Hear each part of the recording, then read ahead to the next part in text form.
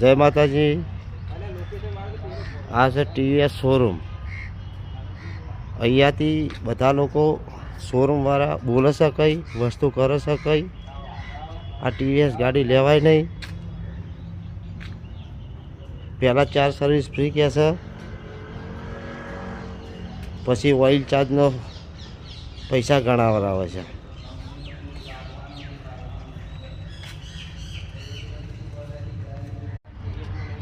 જય માતાજી। આ છે ટીવીએસ શોરૂમ।